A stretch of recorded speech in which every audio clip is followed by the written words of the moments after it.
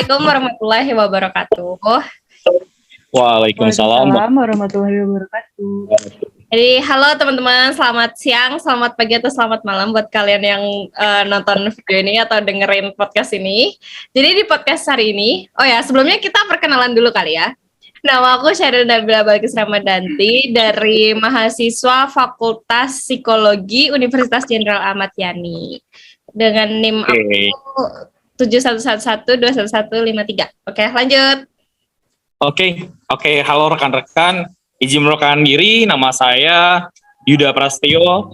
Saya mahasiswa Psikologi Universitas Jenderal Ahmad Yani dengan NIM 7111211158. Lanjut. Oke, halo teman-teman, nama aku Aulia Diva. Aku mahasiswa Fakultas Psikologi dari Universitas Jenderal Ahmad Yani dengan 3 digit NAM terakhir 170. Salam kenal semua. Oke, jadi di podcast kali ini kita akan ngebahas tema hari ini tuh tentang seorang anak yang bilingual karena orang tuanya tuh berbeda bahasa, berbeda budaya, negara, dan ras gitu. Soalnya orang tuanya tuh kayak mix gitu, mix parents gitu. Oke, mungkin. Oh iya, sebelumnya kita jelasin dulu kali ya bilingual. Oke, Aul jelasin. Oke, jadi di sini aku mau ngejelasin apa itu bilingual. Bilingual ini sebutan untuk orang-orang yang bisa menggunakan dua bahasa berbeda dalam satu kali percakapan, yaitu bahasa pertamanya bahasa ibu dan bahasa keduanya adalah bahasa lainnya selain bahasa ibu. Gitu teman-teman.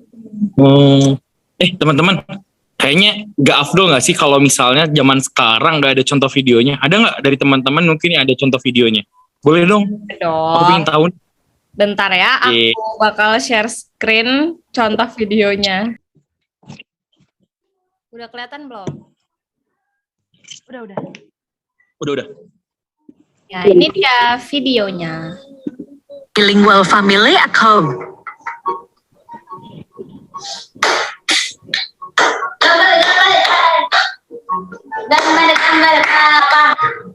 Siap pusing, start.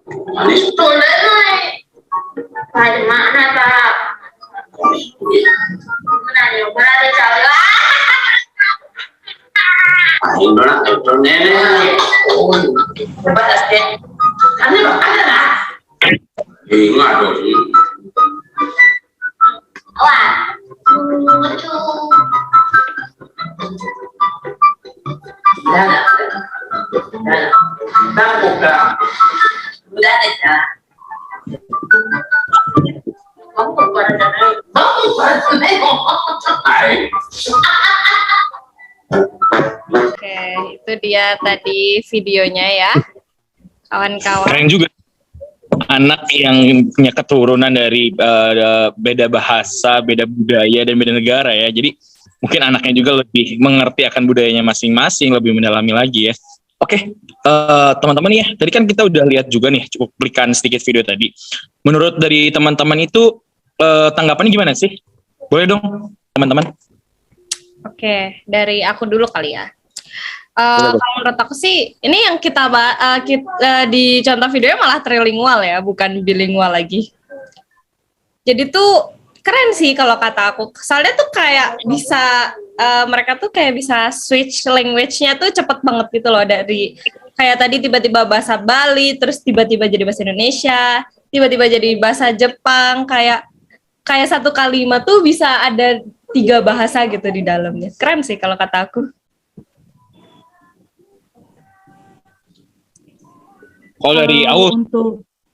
Kalau untuk aku sendiri unik ya.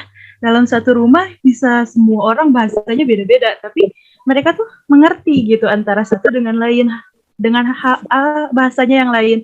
Aku setuju sih sama yang perkataan Syahril tadi. Ini malah jadi tambah buat ciri khas tersendiri sih buat keluarga mereka gitu. Iya juga ya. Kalau tanggapan aku nih ya, setuju juga sih dari tanggapan Syahril, dari tanggapan Aul. Kalau tanggapan aku lebih ke dia anak yang punya lebih dari satu bahasa itu berarti lebih punya keahlian dalam bahasanya kali ya. Gitu ya. Oke. Betul. Jadi ya kira-kira jawaban kita sama lah ya. Kayak pendapat kita tentang video tadi itu kayak keren banget gitu loh. Oke, selanjutnya aku punya pertanyaan juga nih buat kita sendiri. Jadi kalau misalkan tadi kita udah nonton video itu, terus kalau menurut kalian tuh kenapa sih bisa kayak gitu? Kayak anak tuh bisa paham kayak 2 atau 3 bahasa sekaligus gitu. Dan itu dengan lancar gitu loh. Kalau mungkin tanggapan dari aku dulu boleh nggak sih? Boleh. Beberapa bilingual itu belajar 2 bahasa secara bersamaan gitu dari kanak-kanak sampai pada saat dari kanak-kanak mungkin dengar dari orang tua bapaknya tadi ya Indonesia, terus ibunya dari Jepang, diolah dari bahasa di otaknya gitu. Mungkin mengenal bahasa gitu. Mungkin dari zaman kanak-kanak sih dengarnya gitu. Kalau tanggapan aku gitu sih. Kalau aku gimana nih kok? Kalau menurut aku ya sama, gak jauh dari tanggapan Yuda tadi. Soalnya kan semua juga bergantung dengan bahasa ibunya tuh awalnya kayak gimana. Menurut aku yang tadi kita lihat videonya itu, anak itu punya 2 bahasa ibu, yaitu bahasa Jepang ya sama bahasa Bali yang Indonesia. Nah, jadi dia udah dilatih sejak kecil, jadi makin kesini dia bisa ngeganti bahasa secara cepat, terus dia juga bisa jadi antara penghubung gitu antara orang tuanya. Gitu sih palingan. Ya sih, benar. Aku juga setuju sih sama pendapat kalian berdua. Kayak mungkin karena dari pengalamannya dia dari kecil, dia udah dengar 2 bahasa yang berbeda. Tapi juga dia kayak bisa ngerti gitu 2 bahasa yang berbeda sekaligus. Sebenarnya 3 malah ya mungkin sama bahasa Balinya tadi. Gitu sih. Tapi kalau menurut kalian nih, dari video yang tadi kita tonton, menurut kalian ada nggak sih kayak kelebihan dari seseorang punya 2 bahasa atau bahkan 3 bahasa? Boleh deh tanggapannya dari Sheryl dulu, boleh. Oke, dari aku. Keuntungannya sih kalau yang aku baca dari yang aku pelajarin gitu ya.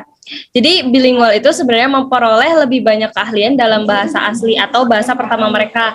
Jadi kayak misalkan nih, kan anak-anak di Kanada tuh berbahasa Inggris, yang kelasnya tuh diajarkan dalam bahasa Prancis. Nah, mereka nih memperoleh pemahaman yang lebih besar tentang struktur bahasa Inggrisnya. Jadi kayak misalkan tadi nih, siapa namanya Sakura kan kalau nggak salah, Ayu Sakura. Yeah. Nah, dia ini kan bahasa pertamanya bahasa ibunya Indo sama Jepang nih. Sebenarnya kita juga belum tahu ya bahasa pertamanya dia tuh yang dia ucapkan entah bahasa Indonesia atau bahasa Jepang, karena emang orang tuanya tuh memahami kedua bahasa tersebut gitu.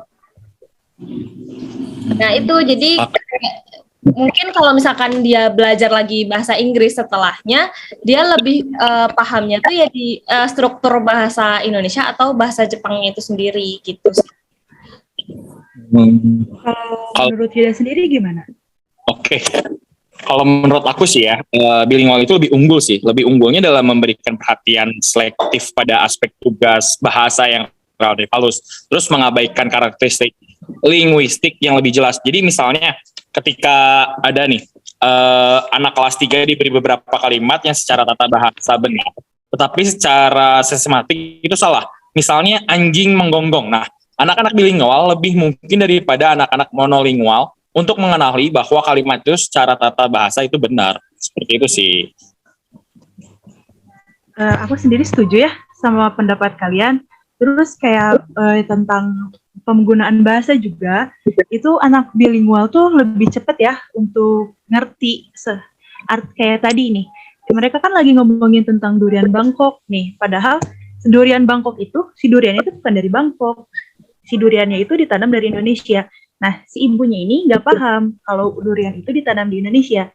Jadi ibunya ngira itu duriannya diekspor langsung dari Bangkok. Nah, dari anak bilingual ini dia bisa menjelaskan kalau si durian ini ditanamnya di Indonesia, hanya saja namanya itu durian Bangkok. Gitu kalau menurut aku. Jadi agak ini ya, banyak keunggulannya untuk anak bilingual. Berarti selain dari keunggulan, pasti ada negatif positif ya. Berarti tadi kita udah bahas positifnya nih. Berarti ada negatifnya atau kerugian dari bilingual tuh. Apa ya kerugiannya? Mungkin dari Au tahu nggak nih kerugian dari bilingual itu apa? Kalau menurut aku pribadi ya, untuk kerugiannya itu dari pelafalan terus intonasi bicara dia kadang agak kurang atau susah sama kita dipahami. Soalnya kan bahasanya itu dia gak ikut bahasa ibu, sedangkan dia nanti ngomongnya pakai bahasa apa dengan intonasi yang pakai bahasa ibu gitu. Jadi agak pengucapannya agak nggak jelas kalau menurut aku. Saya sendiri gimana nih? Kalau menurut aku sih bilingual tuh kayak buat ngeproses suatu kata dari dua bahasa yang berbeda itu sedikit lebih lambat daripada monolingual, karena dia kayak harus mikir dulu gitu loh. Sebenarnya yang mau dia proses yang mana nih, yang bahasa Indonesia atau yang bahasa Jepang. Jadi kadang juga suka kayak ketukar-tukar gitu loh. Apalagi kalau misalkan dia mau fokus dalam satu bahasa. Bisa aja dia tiba-tiba ngomongnya pakai bahasa Jepang gitu. Kayak satu kata itu dalam bahasa Jepang tapi dia nggak tahu nih di bahasa Indonesianya tuh artinya apa kayak gitu. Betul ya berarti ya. Sepakat sih sama teman-teman. Berarti selain ada positifnya tentu ada negatifnya ya. Sepakat. Oke. Sekarang kita ke pertanyaan terakhir dari podcast ini. Jadi, aku punya pertanyaan yang gak bisa terjawab sama diri aku sendiri nih. Jadi menurut kalian, kalau bahasa ibu atau bahasa asli si Ayu ini tuh cuma satu atau emang tiga tuh udah jadi bahasa asli gak sih? Jadi kayak emang bisa bahasa asli tuh lebih dari satu. Soalnya kan kayak Ayu ini orang tuanya mix kan. Orang tuanya orang Jepang sama orang Indonesia. Dan lingkungannya ini orang Bali, jadi dia kayak dia dengar bahasa Jepang dari kecil itu dari ibunya, terus dia juga dengar bahasa Bali dari lingkungan sama bapaknya, terus bahasa Indonesia juga dari sekolahnya, bisa jadi kayak gitu. Nah, kira-kira menurut kalian tuh kayak gimana? Oke, aku jawab duluan boleh nggak? Boleh. Ya, boleh. Menurut aku nih, mungkin kan ada faktor juga turunan gitu ya. Karena mungkin anak tersebut nih ya, isi Ayu tadi itu dilahirkan daripada orang tua yang tinggal di Indonesia dan tinggal di Jepang. Mungkin sejak lahir ke dalam dunia, mungkin dia sudah mengenal atau mendengar tapi belum bisa mengucapkan ini bahasa Indonesia, ini bahasa Jepang, dan mungkin sejak lahir atau sejak kanak-kanak sudah pernah dibawa ke Indonesia dan juga sudah pernah dibawa ke Jepang dan juga diajarin oleh ayahnya Indonesia dan bahasa Jepang oleh seorang ibunya. Paling itu sih kalau menurut aku gitu. Kalau awal ada tambahan gak nih? Kalau menurut aku ya dari lingkungan juga bisa sih. Soalnya kan si Ayu ini tinggalnya di Bali nih. Karena dia pakai bahasa Bali kan. Sedangkan ibunya itu pakai bahasa Jepang. Jadi menurut aku bisa-bisa aja untuk si bahasa ibunya ini lebih dari satu. Jadi kayak gimana ya dia hidup di lingkungannya gitu. Kalau dia hidupnya di lingkungan keluarganya pakai bahasa Jepang, ya pasti dia pakai bahasa Jepang. Tapi saat dia keluar rumah, gabung sama orang lain di Bali, dia pasti pakai bahasa Bali. Jadi memungkinkan gitu untuk faktor lingkungan di mana dia tinggal, di mana dia hidup, bergaul itu mempengaruhi bahasa ibu. Menurut aku kayak gitu. Oh gitu. Pakat. Ya sih, lumayan terjawab sih dari pertanyaan yang ada di otak aku ini. Dan mungkin kayaknya sekian aja nggak sih podcast dari kita, karena ini mungkin menunjukkan waktunya sudah lebih dari hampir 10 menit. Lebih baik kita sudahi aja podcast kita kali ini. Makasih banyak buat kalian yang sudah berpartisipasi, buat ngobrol bareng sama aku juga. Kita bahas tentang bilingualism, apalagi dia juga orang Indonesia yang kita kasih contohnya. Jadi buat teman-teman yang nonton, semoga kalian suka sama video ini.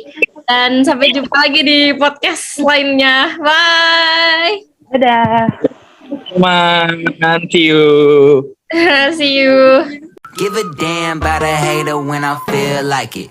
Not today, not today, not today, not tomorrow. Get out my way, please, I'm tryna get paid.